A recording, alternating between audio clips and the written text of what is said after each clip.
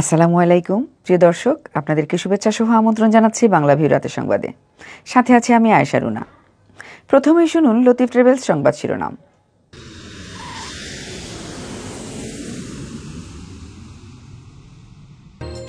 পরিবহন মালিক শ্রমিকদের সাথে বিআরটি এর ফলপ্রসূ বৈঠক। সোমবার থেকে বাড়ছে ডিজেল চালিত বাস ভাড়া, ধর্মঘট প্রত্যাহার। সিলেটে ধর্মঘটের তৃতীয় দিনে যাত্রী দুর্ভোগ ছিল চরমে, রেলওয়ে স্টেশনে ছিল যাত্রীদের ভিড়। ২৬ দিন চিকিৎসা শেষে হাসপাতাল থেকে বাসায় ফিরেছেন বিএনপি চেয়ারপারসন খালেদা জিয়া। সিলেটে ব্যাটারি চালিত রিকশার বিরুদ্ধে সিটি কর্পোরেশনের অভিযান শুরু। বিকল্প কর্মসংস্থান হিসেবে চালকদের দৈনিক ভিত্তিতে সিটিতে চাকরি দেওয়ার আশ্বাস মেয়রের। সুরমা নদীতে ধরা পড়েছে ১০০ কেজির বিশালাকার বাঘাইড়, লালবাজারে কেটে বিক্রি হলো লাখ টাকায়। করোনায় দেশে আরও ৪ জনের প্রাণহানি, নতুন আক্রান্ত শনাক্ত ১৭৮ জন। শুভ দামোদর মাস উপলক্ষে বাংলাদেশ জাতীয় হিন্দু মহাজোট বাহরাইন শাখার উদ্যোগে প্রদীপ প্রজ্বলন উৎসব। এতক্ষণ শুনছিলেন শিরোনাম, এবার বিস্তারিত। বিআরটি এর সঙ্গে পরিবহন মালিক শ্রমিকদের বৈঠকের পর বাস ভাড়া বাড়ানো হচ্ছে বলে জানিয়েছেন বিআরটিএ চেয়ারম্যান নূর মোহাম্মদ মজুমদার। সোমবার থেকে নতুন ভাড়া কার্যকর হবে। এই সিদ্ধান্তের পর পরিবহন ধর্মঘট প্রত্যাহার করে সিলেট সহ দেশের বিভিন্ন অঞ্চলে বাস চলাচল শুরু করেছে। বৈঠকের সিদ্ধান্ত অনুযায়ী দূরপাল্লায় প্রতি কিলোমিটারে ভাড়া হবে ১ টাকা ৮০ পয়সা, আর ঢাকা ও চট্টগ্রাম মহানগরীতে প্রতি কিলোমিটারে বেড়ে হচ্ছে ২ টাকা ১৫ পয়সা। রোববার বিকাল ৫টায় বিআরটিএ চেয়ারম্যান পরিবহন মালিকদের সঙ্গে বৈঠক শেষে সাংবাদিকদের এ তথ্য জানিয়েছেন। তিনি জানান, সোমবার থেকে নতুন ভাড়ার হার কার্যকর করা হবে, এজন্য আজ প্রজ্ঞাপন জারি করা হবে। তবে সিএনজি চালিত বাস ও মিনি বাসের ভাড়া বৃদ্ধি হবে না বলে জানান বিআরটিএ চেয়ারম্যান। বুধবার হঠাৎ করেই ডিজেল ও কেরোসিন তেলের দাম ৬৫ থেকে বাড়িয়ে ৮০ টাকা নির্ধারণ করে প্রজ্ঞাপন জারি করে সরকার। এরপরই শুক্রবার থেকে বাস ভাড়া বাড়ানোর দাবিতে সারা দেশে ধর্মঘট শুরু হয়। একই সঙ্গে ডিজেলের দাম কমানো কিংবা ভাড়া বাড়ানোর দাবিতে ধর্মঘটে নামে পণ্য পরিবহনে সংশ্লিষ্ট শ্রমিক মালিকরা। আর শনিবার থেকে শুরু হয় নৌ পরিবহনের ধর্মঘট। রোববার বাসের ভাড়া বাড়ানোর পর বাস ধর্মঘট প্রত্যাহার করেছে পরিবহন মালিক সমিতি। তবে পণ্য ও নৌ পরিবহনে ধর্মঘট প্রত্যাহার হয়নি।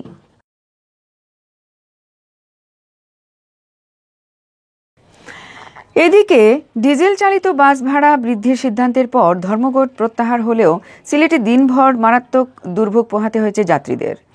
ধর্মঘটের তৃতীয় দিন সকাল থেকে সিলেটে গণপরিবহন বন্ধ থাকায় চরম ভোগান্তিতে পড়েন যাত্রীরা। চলাচল করেছে শুধু ট্রেন ও সীমিত আকারের বিআরটিসির বাস। বাস বন্ধ থাকায় ট্রেনে ছিল যাত্রীদের চাপ। গণপরিবহন না পেয়ে অনেকে বিকল্প যানবাহনে ভেঙে ভেঙে গন্তব্যে যেতে বাধ্য হয়েছেন। গুনতে হয়েছে কয়েক গুণ বেশি ভাড়া।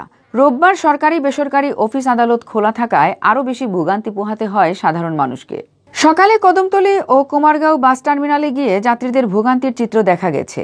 বন্ধ কাউন্টারের সামনে যাত্রীদের ঘন্টার পর ঘন্টা বসে থাকতে দেখা গেছে। অনেকে মাইক্রোবাস ভাড়া করে দূরের গন্তব্যে যেতে দেখা যায়। ট্রেনের টিকিটের আশায় রেলওয়ে স্টেশনে ভিড় করেন যাত্রীরা। তবে বেশিরভাগ যাত্রী ফিরেছেন হতাশ হয়ে। টানা ২৬ দিন হাসপাতালে চিকিৎসা শেষে বাসায় ফিরেছেন বিএনপি চেয়ারপারসন খালেদা জিয়া। রোববার সন্ধ্যা ৫টা ৩৫ রাজধানীর এভার কেয়ার হাসপাতাল থেকে গাড়িযোগে গুলশানের বাসভবন ফিরোজায় আসেন সাবেক এই প্রধানমন্ত্রী।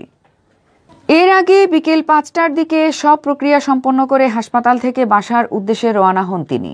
খালেদা জিয়াকে বহনকারী গাড়ির আগে পিছে দলীয় নেতাকর্মীরা স্লোগান ও প্রটোকল দিয়ে হাসপাতাল থেকে বাসা পর্যন্ত নিয়ে আসেন। বিএনপি চেয়ারপারসনের মিডিয়া উইংয়ের সদস্য সাইরুল কবির খান এ তথ্য নিশ্চিত করেন। তিনি বলেন, ম্যাডাম সন্ধ্যা ৫টা ৩৫ বাসায় পৌঁছেছেন। এর আগে খালেদা জিয়াকে বাসায় আনতে হাসপাতালে যান প্রয়াত ছোট ছেলে আরাফাত রহমান কোকোর স্ত্রী শর্মিলা রহমান। গত ১২ অক্টোবর খালেদা জিয়াকে এভার কেয়ার হাসপাতালে ভর্তি করা হয়। তখন তার ব্যক্তিগত চিকিৎসকদের পক্ষ থেকে বলা হয়, খালেদা জিয়া কিছুদিন ধরে জ্বরে ভুগছিলেন। জ্বর সেরে গেলেও শারীরিক দুর্বলতা সহ স্বাস্থ্যগত নানা জটিলতা দেখা দেওয়ায় স্বাস্থ্য পরীক্ষার জন্য তাকে এভার কেয়ার হাসপাতালে নেওয়া হয়। কিছু পরীক্ষা নিরীক্ষার পর চিকিৎসকদের পরামর্শে তাকে হাসপাতালে ভর্তি করা হয়। গত ২৫ অক্টোবর খালেদা জিয়ার শরীর থেকে নেওয়া টিস্যু বায়োপসি করা হয়। এ পরীক্ষার পর তার চিকিৎসকেরা জানান খালেদা জিয়া সুস্থ হয়ে উঠেছেন।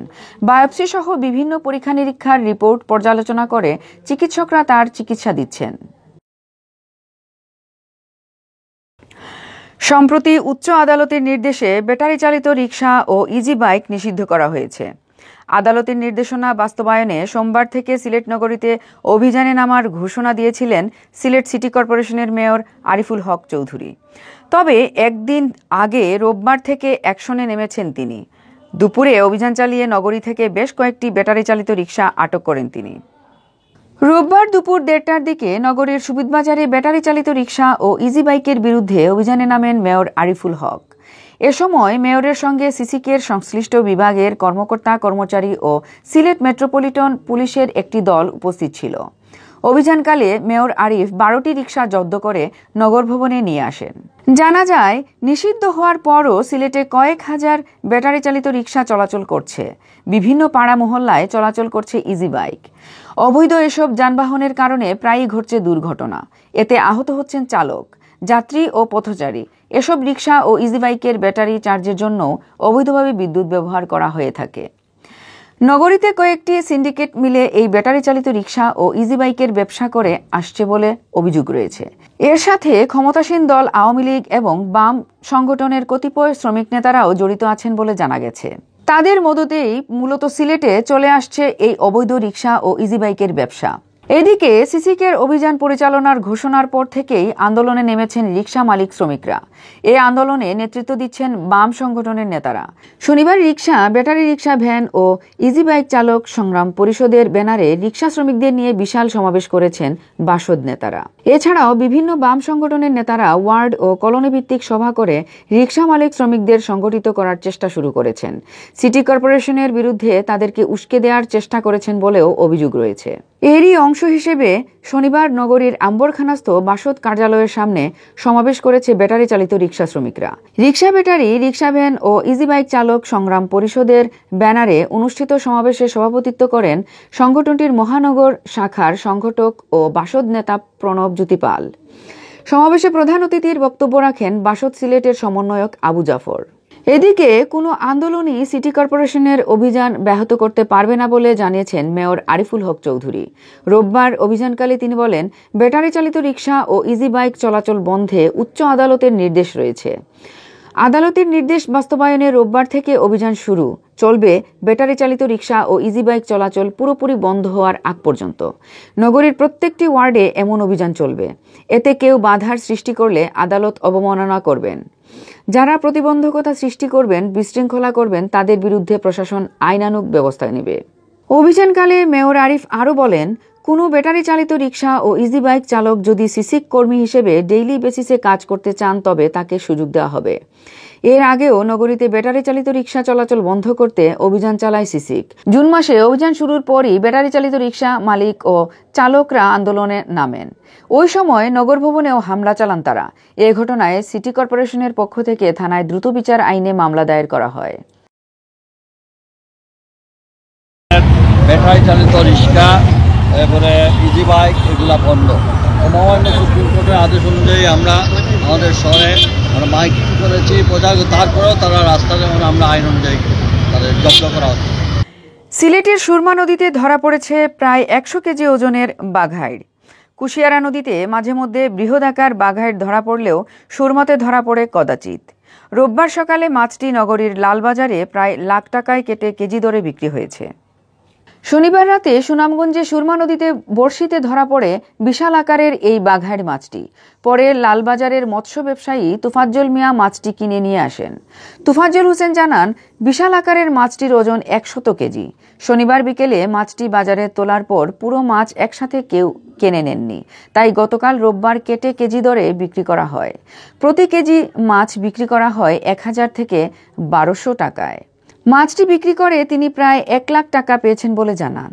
মাছ নিতে আসা মাহবুবুর রহমান জানান, তিনি 1200 টাকা কেজি দরে 4 কেজি মাছ কিনেছেন। বাঘাইড় মূলত নদীর মাছ, সেজন্য মাছটি খেতে খুবই সুস্বাদু। সাতকরা দিয়ে মাছটি রান্না করলে এর স্বাদ আরও বেড়ে যায়। এদিকে খবর পেয়ে মাছটি এক নজর দেখতে উৎসুক জনতা লালবাজারে ভিড় করেন। অনেকে মোবাইল ফোনে বিশাল আকারের মাছটির স্থিরচিত্র ও ভিডিও চিত্র ধারণ করে রাখেন। বিশাল একটা মাছ আনছি, সুরমা নদীর ধরা পড়ছে, সিরাজগঞ্জ থেকে আইছে মাছটা আপনার সর্বনিম্ন 1400 বিকছে, সর্বোচ্চ উপরে 1500-1600 বিকছে আপনার। ও বড়িত লাগছে যে বেশিছে আর কি, বাদে আপনার বুড়া লাগিয়ে লেঙ্গুরো বাঁধছে, রসিদি টানিয়ে তুলছে। প্রাণঘাতী করোনা ভাইরাসে আক্রান্ত হয়ে গত 24 ঘন্টায় রাজধানী সহ সারা দেশে 4 জনের মৃত্যু হয়েছে। তাদের মধ্যে পুরুষ 3 জন ও নারী 1 জন। মৃত 4 জনের মধ্যে সরকারি হাসপাতালে 3 জন এবং 1 জন বেসরকারি হাসপাতালে মারা যান। এ নিয়ে ভাইরাসটিতে মৃতের সংখ্যা বেড়ে দাঁড়ালো 27,895 জনে। রোববার স্বাস্থ্য অধিদপ্তরের অতিরিক্ত মহাপরিচালক অধ্যাপক ডাক্তার নাসিমা সুলতানা স্বাক্ষরিত এক প্রতিবেদনে এই তথ্য জানানো হয়। প্রতিবেদনে উল্লেখ করা হয়, গেল 24 ঘন্টায় আক্রান্ত রোগী হিসেবে নতুন করে শনাক্ত হয়েছেন 178 জন রোগী। এ নিয়ে নমুনা পরীক্ষায় মোট শনাক্ত রোগীর সংখ্যা দাঁড়িয়েছে 15,71,013 জনে। বিজ্ঞপ্তিতে বলা হয়, গত 24 ঘন্টায় দেশের সরকারি ও বেসরকারি 833টি ল্যাবরেটরিতে 14,906টি নমুনা সংগ্রহ ও 15,234টি নমুনা পরীক্ষা করা হয়। এ নিয়ে করোনা শনাক্তে 1,04,73,600টি নমুনা পরীক্ষা করা হয়।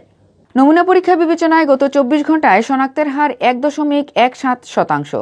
গত বছর অর্থাৎ 2020 সালের 8 মার্চ প্রথম করোনা আক্রান্ত রোগী শনাক্তের পর এ পর্যন্ত গড় শনাক্তের হার 15%। এদিকে 24 ঘন্টায় করোনা থেকে সুস্থ হয়ে উঠেছেন 190 জন।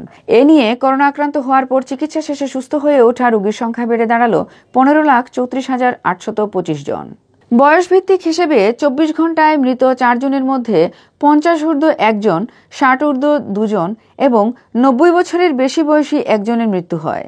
বিভাগ ওয়ারি হিসেবে গত 24 ঘন্টায় মৃত 4 জনের মধ্যে ঢাকা বিভাগে 2 জন, চট্টগ্রাম 1 জন এবং রাজশাহী বিভাগে 1 জনের মৃত্যু হয়। দেশে গত বছরের 8 মার্চ প্রথম করোনা ভাইরাস শনাক্ত হয় এবং এর 10 দিন পর 18 মার্চ এ ভাইরাসে আক্রান্ত হয়ে প্রথম রোগীর মৃত্যু হয়।